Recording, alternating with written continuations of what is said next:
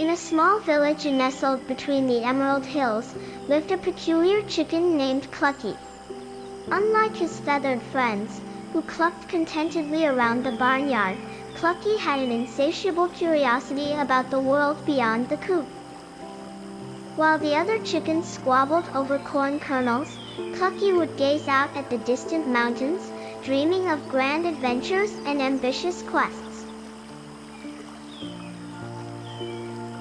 It was on one such ordinary morning, as the sun poured its golden light over the barn, that Clucky stumbled upon a torn and dusty map that had mysteriously appeared amidst the hay.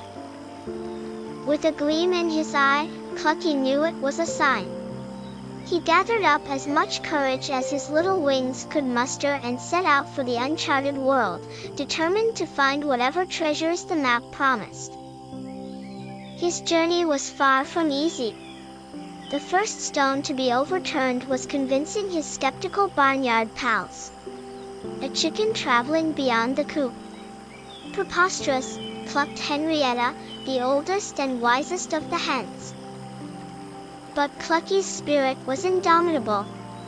Armed with humor and determination, he set off, leaving a cacophony of clucks and skeptical squawks behind him.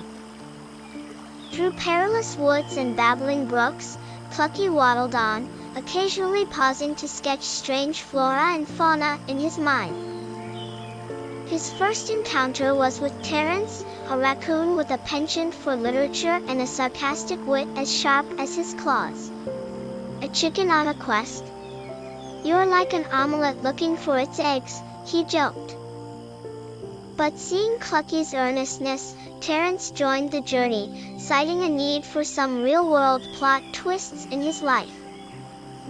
As days turned to weeks, Clucky's entourage grew, picking up a clumsy frog named Ferdinand and a flamboyant squirrel called Lenny, who insisted on narrating every step of their adventure in theatrical tones.